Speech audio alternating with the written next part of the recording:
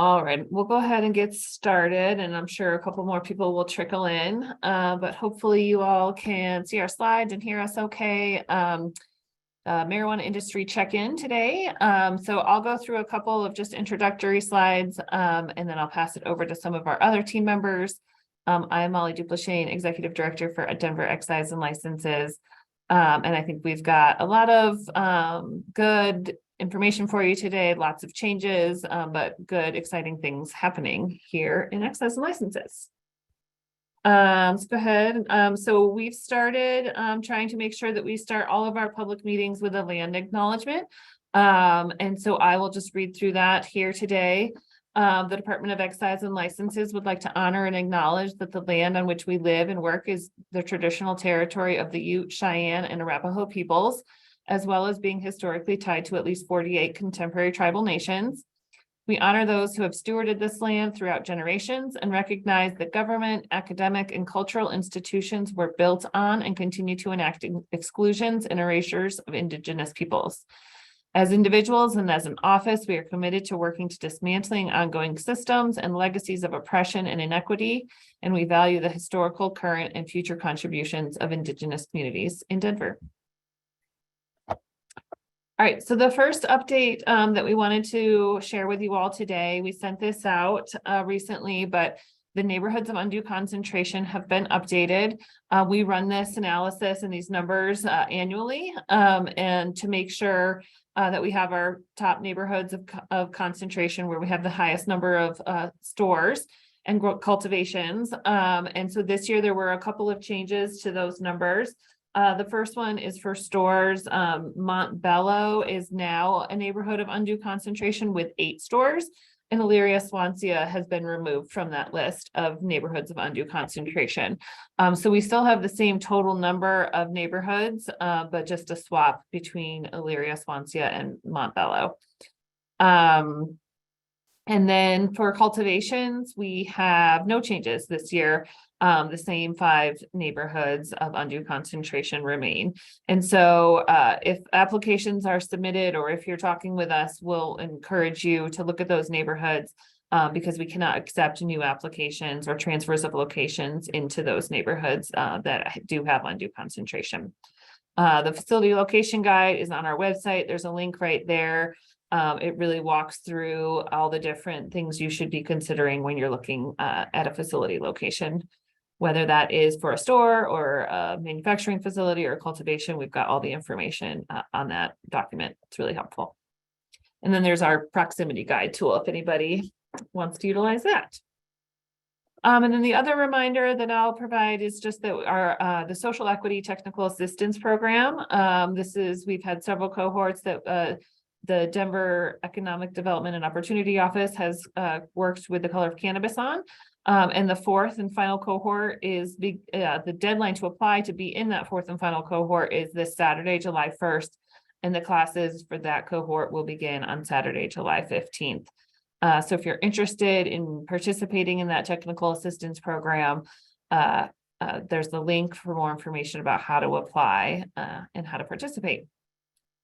And I think that's all of my updates, but I'll let the rest of the team introduce themselves as they go along and do their portions. And then we are going to have some time at the end for questions. So if there are people that have some questions, we'll just hold them towards the end and then we'll be able to pull you off and pull you into the webinars and be able to ask your question. So thanks.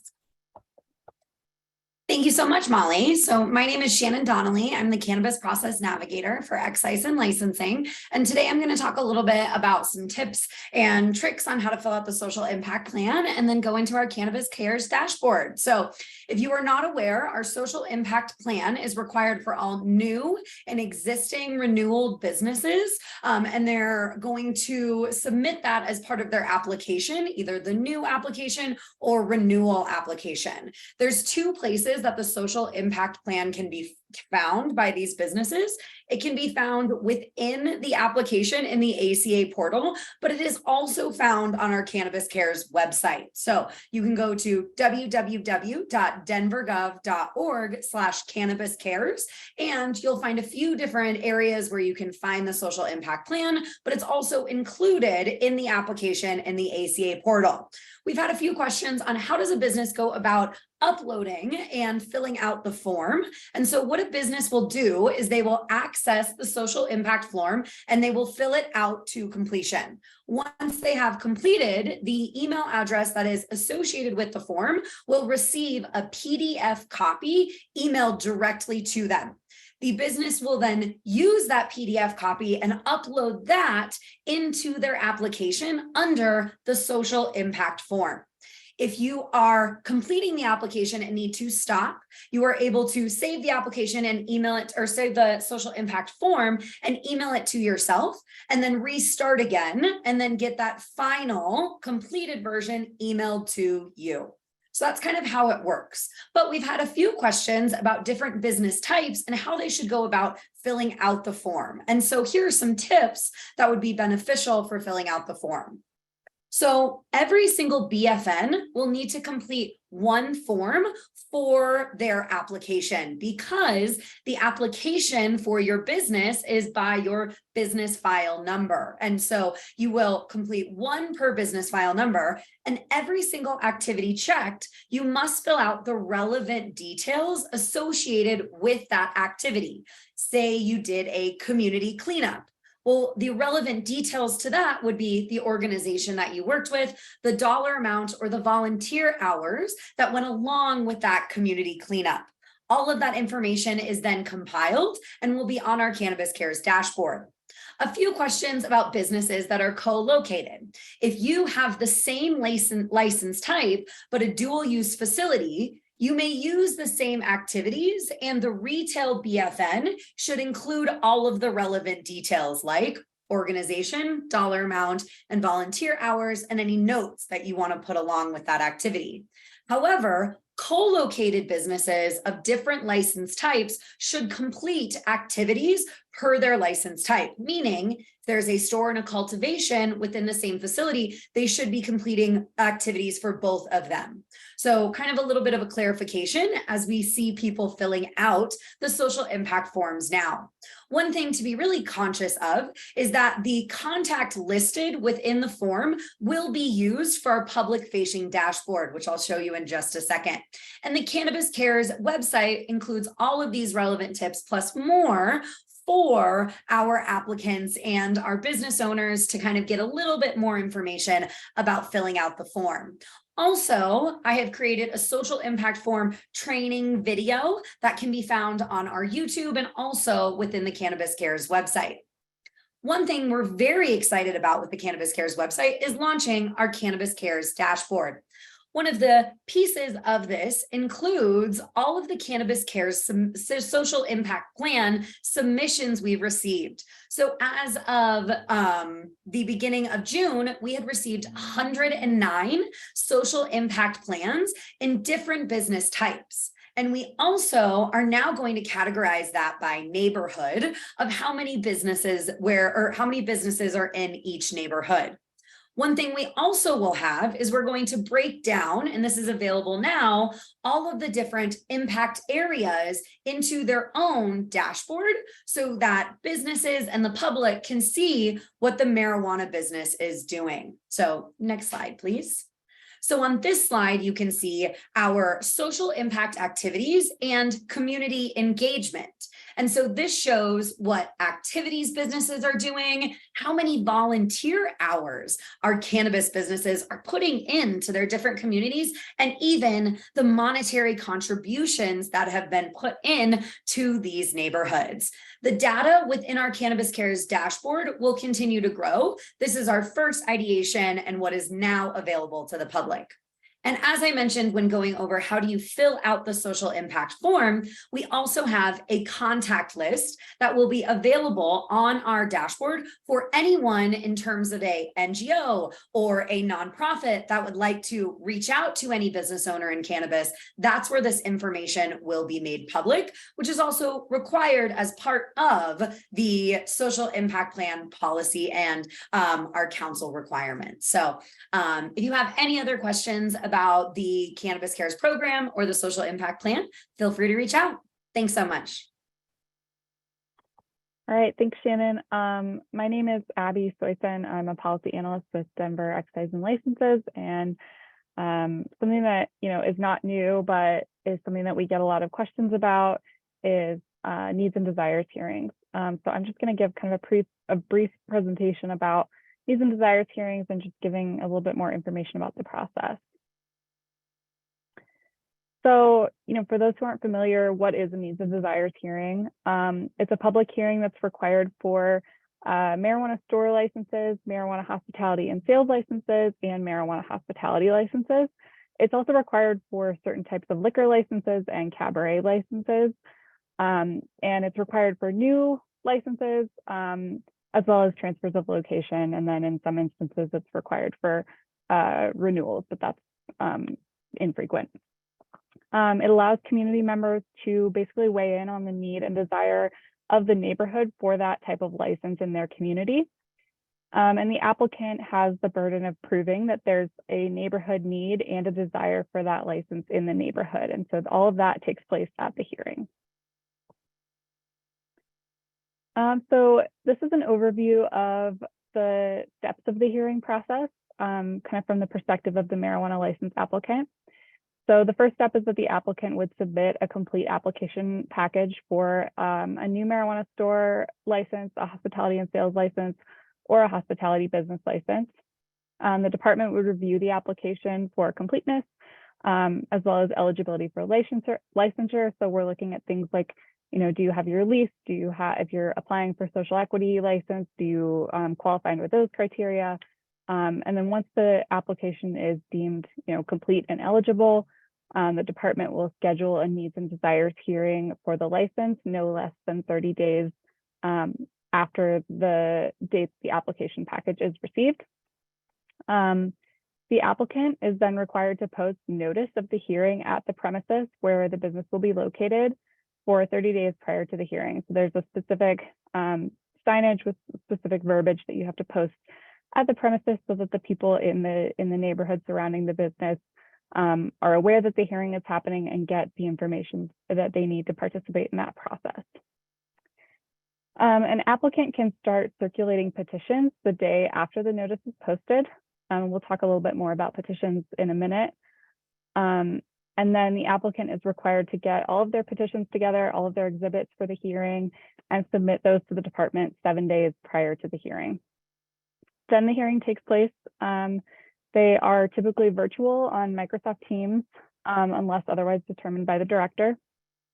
The hearing takes place, and then the hearing officer will review all of the testimony that's given at the hearing, all of the evidence that's presented, the petitions, the application package, and synthesize all of that information into a recommended decision. So the hearing officer who oversees the hearing will recommend whether they think the license should be approved or denied and submit that recommended decision to the director. So after the recommended decision is sent to the applicant and then anybody else who attended the hearing and was interested in receiving it, the applicant can file objections to the recommended decision.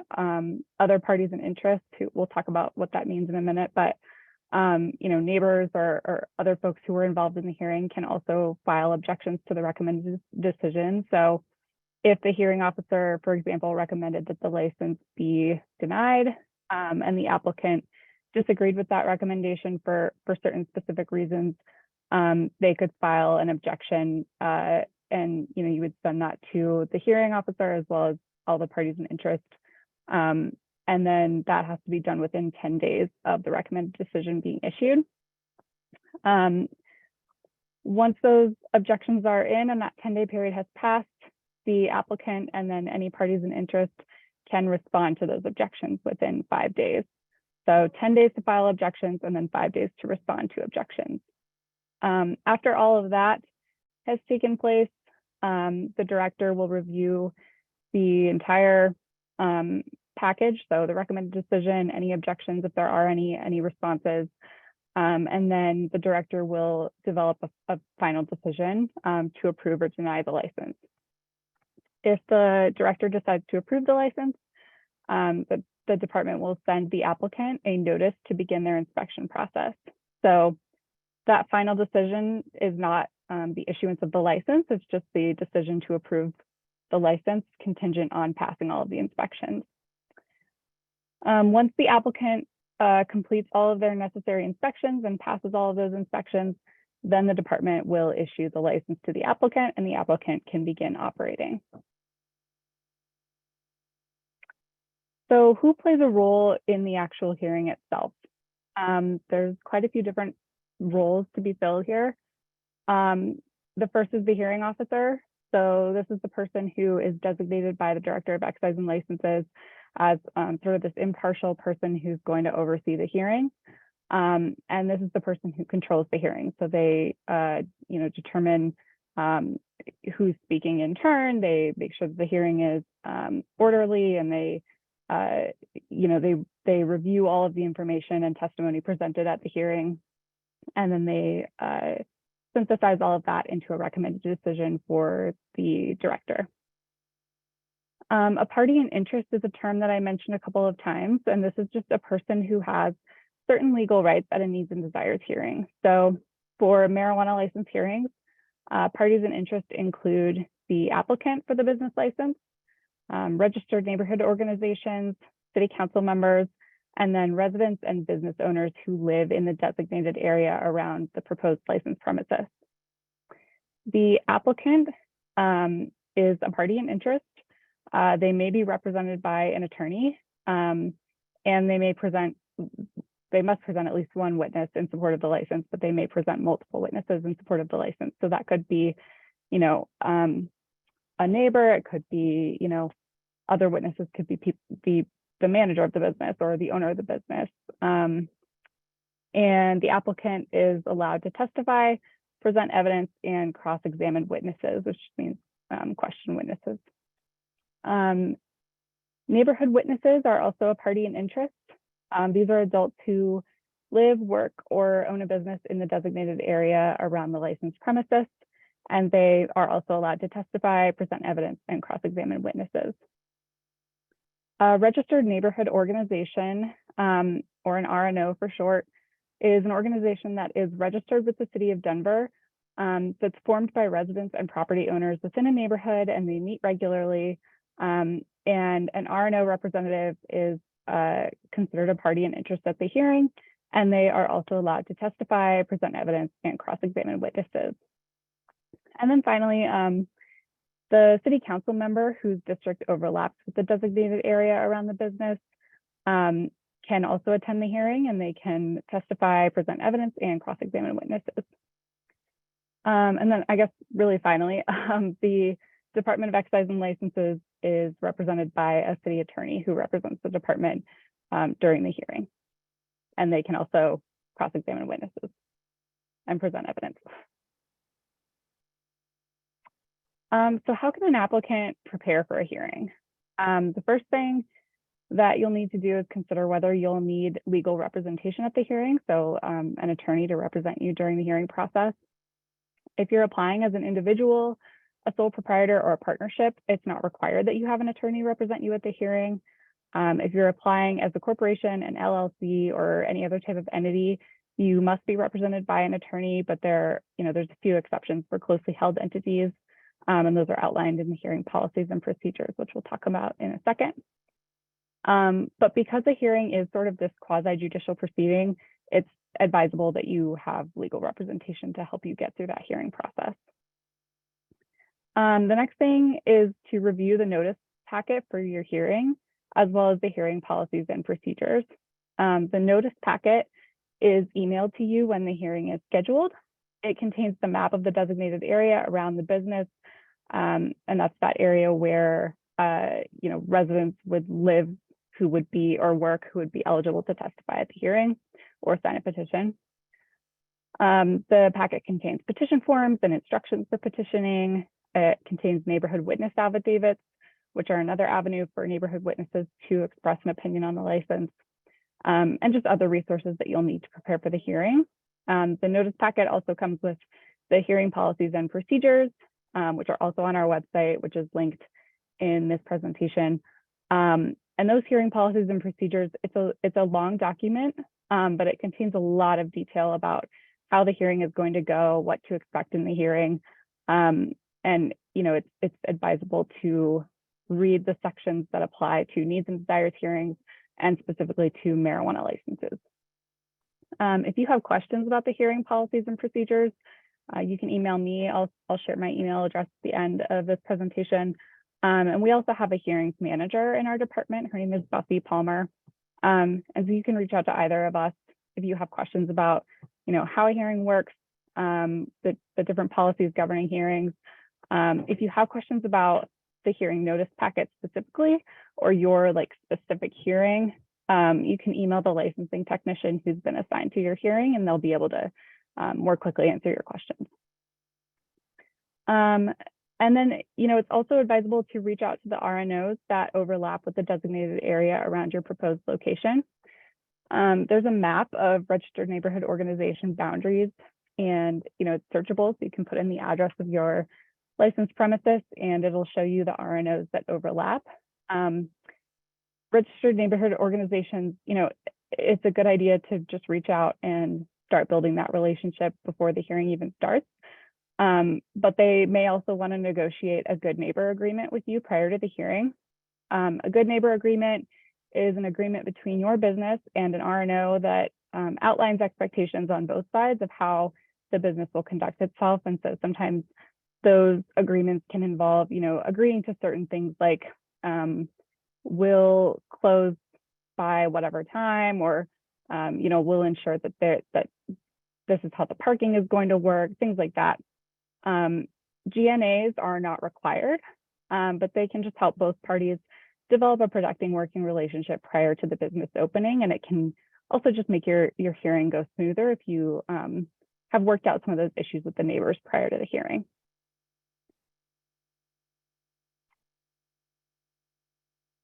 So how is an applicant supposed to demonstrate the neighborhood's need and desire for the license?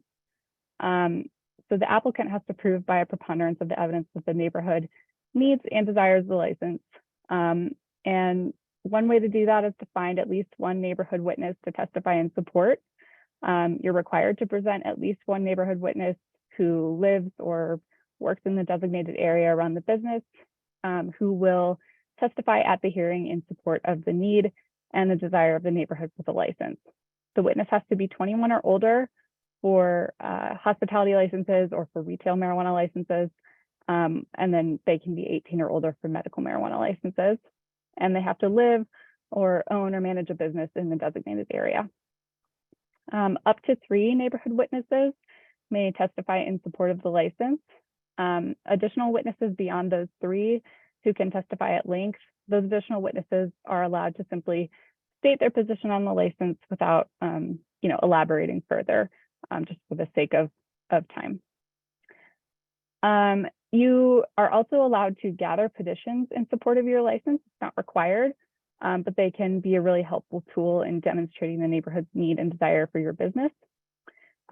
You can gather signatures only from people who are 21 or older, or 18 for medical marijuana licenses, and who live in the designated area or own or manage a business in the designated area.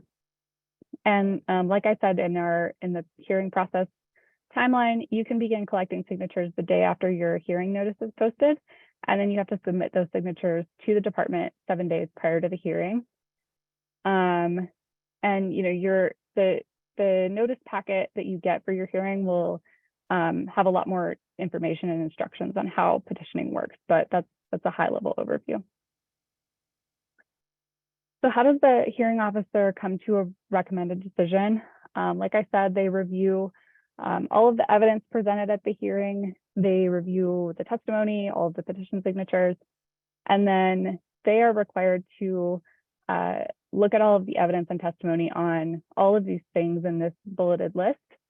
So that includes the number and availability of licenses of the same type in or near the neighborhood, whether or not the issuance of the license would create a neighborhood of undue concentration, whether or not issuing the license would violate any state or local law, whether or not an additional license to the same applicant would restrain competition, whether the applicant has previously operated a similar business that has adversely affected the health, safety, or welfare of the neighborhood, whether or not the applicant has failed to comply with terms or conditions placed on a license in the past, whether or not they provided proof of possession of the premises, and whether or not their criminal character or record poses a threat to the regulation of marijuana. So all of these factors are what the hearing officer would be considering evidence and testimony on when they're developing their recommended decision for the director.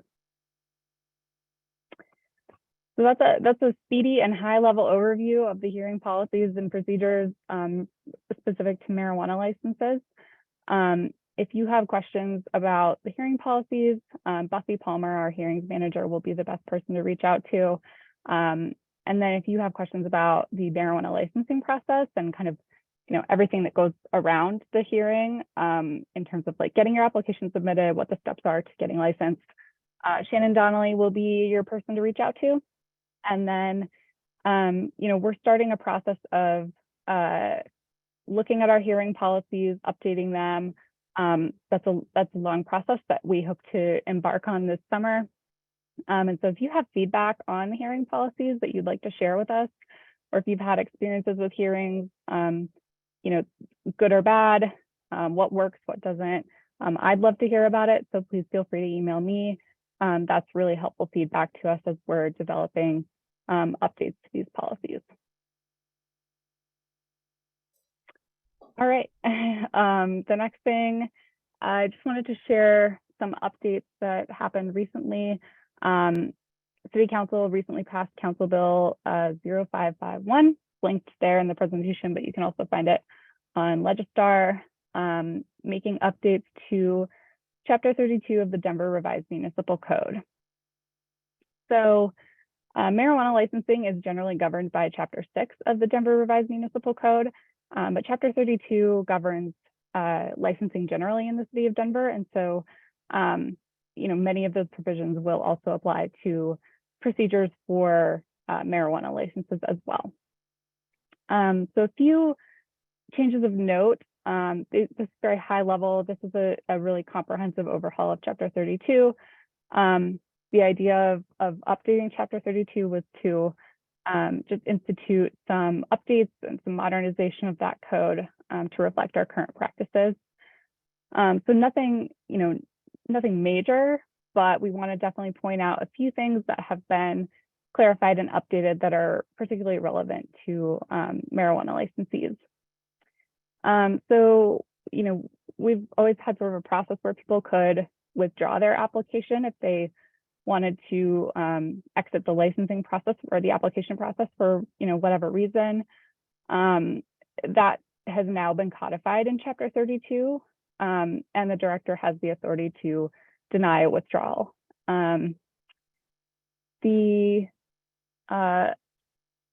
new change that we haven't been able to do in the past is that the department can now administratively change addresses without having to require a transfer of location or new application. So if you submitted, if your license says 201 West Colfax, Suite 102, and you're actually in Suite 103, and that's just an administrative mistake, that's something that we're now allowed to correct without having to require an application process.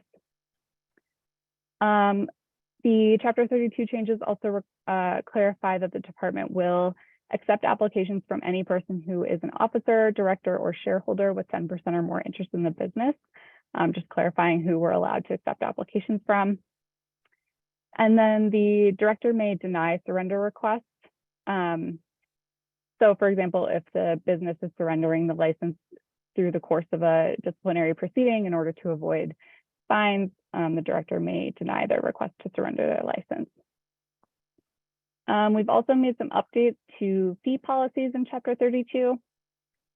So the first is we now have authority to issue fee waivers in accordance with department rules. So, during the pandemic, we ran into a lot of instances, not just with marijuana, but with lots of different types of licenses where it would have been nice to have the authority to provide some fee relief to customers. And we just didn't have that authority under Chapter 32. So now we have the authority as a department to make rules, administrative rules about how fee waivers will work and the circumstances under which they can be issued. That's a process that we'll also be embarking on sometime soon, we think. And so, just letting everybody know that that's a process that we're going to start here soon. And if you have feedback about fee waivers or things that you would like to see in that respect, also please feel free to email me with feedback. And then Chapter 32 has also been updated to broaden the circumstances under which the department can issue fee rebates. So essentially refunding part of the applicant or the license fee if your business was involuntarily closed due to factors outside of your control.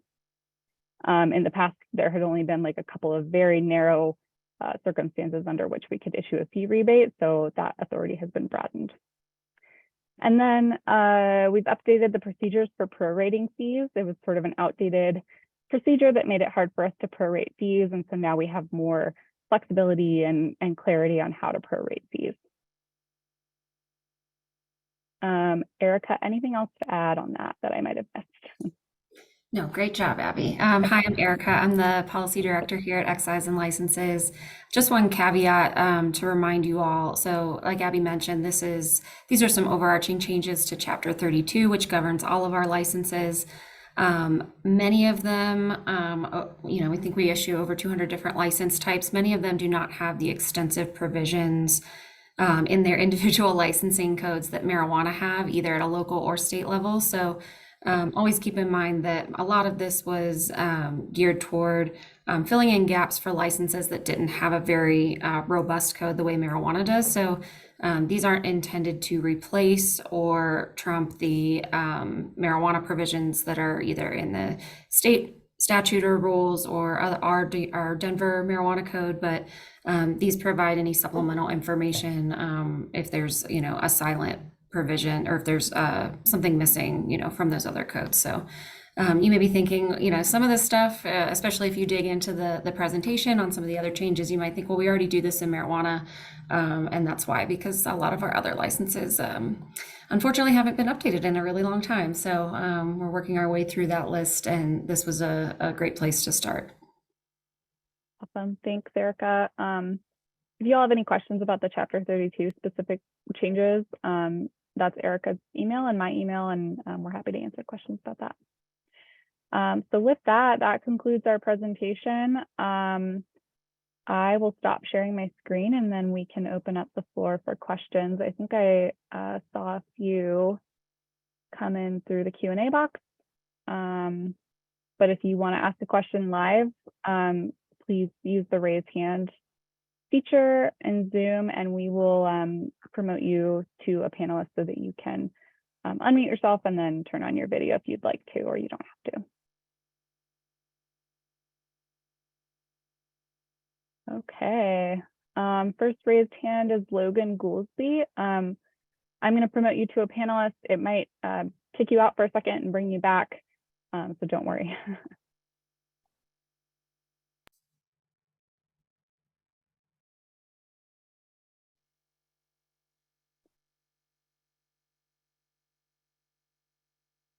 Hi, Logan, go ahead. I think you're muted.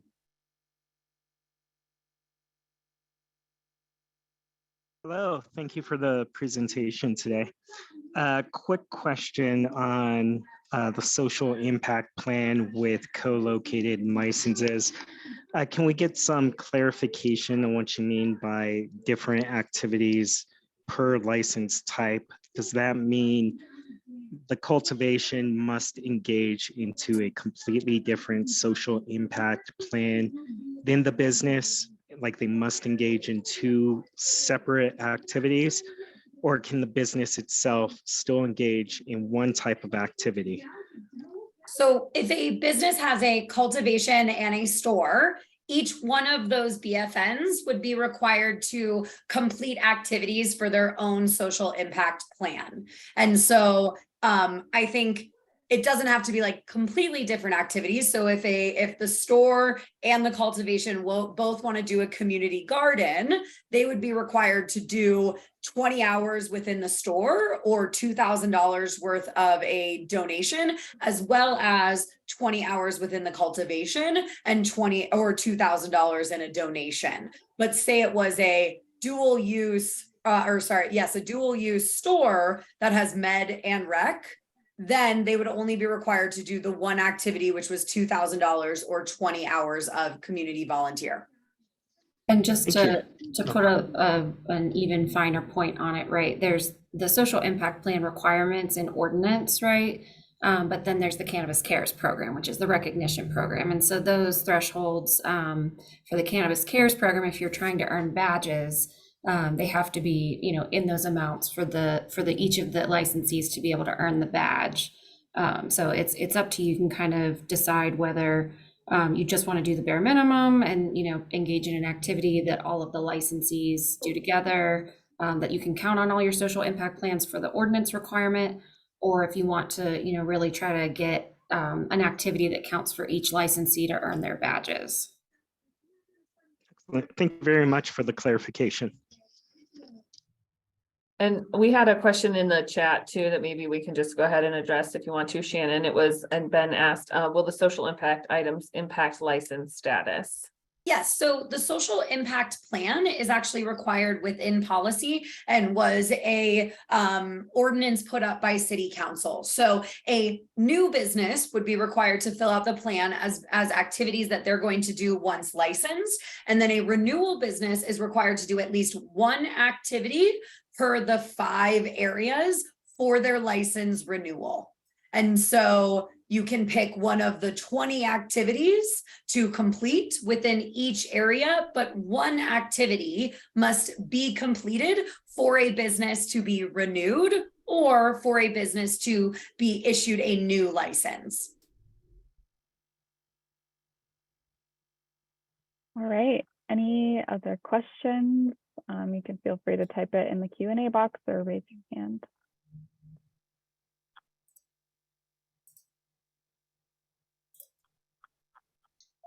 While people are thinking of any additional questions, I'm going to share my screen real quick and just show everybody the link that I shared in the chat. If I can make sure, can you all see that?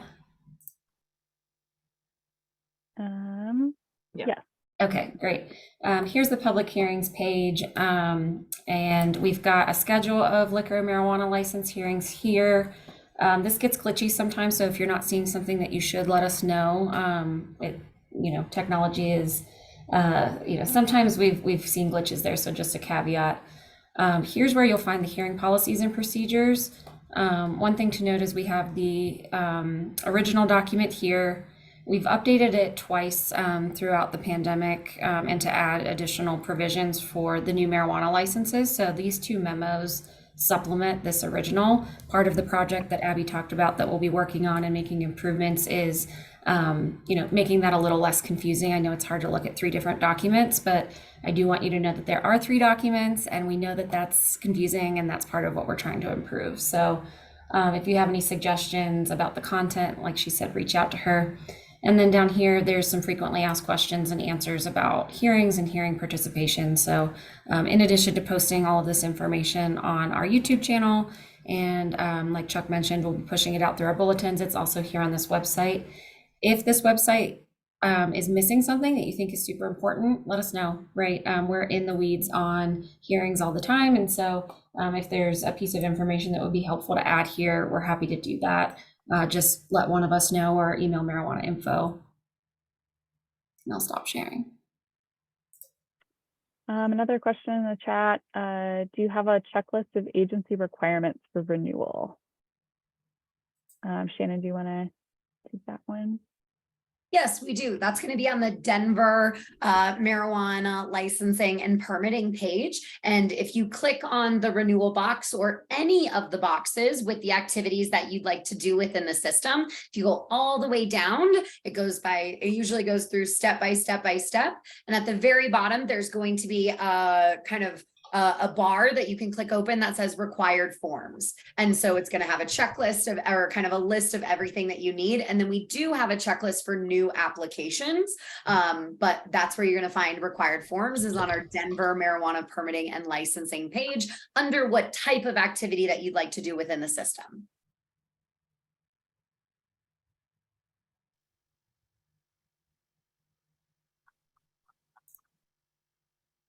Okay, I'm not seeing any other questions, but we can hang out for a minute in case anyone thinks of anything. And I'll just mention, well, one, it's great to have these check-ins and be able to provide information. And we do want to have another in-person check-in. Last time, I think we did a hybrid one, and this one we just made only virtual. So we will try to have an in-person one, or at least one with an in-person option again in another couple of months. And if there are topics or things that you all would like to hear about, or anything that you specific that you would like to address, we're always open to hearing about that. If there are common themes or common questions that you're hearing out when you're out and about, we'd be happy to add those as a future agenda item. So stay tuned for when that next one will be, and let us know if you have anything you want to talk about. So this presentation will be sent out through our bulletin, as well as we'll have a recording of the whole presentation available. If you're not signed up for our bulletin, please do so, but I'm sure you mostly are because you found out about this webinar. So, but that's where we'll be distributing the presentation. So you can click all the links.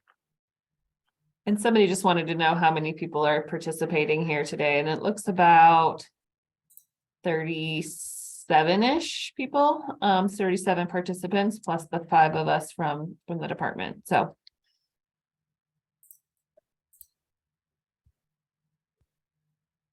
All right. Okay.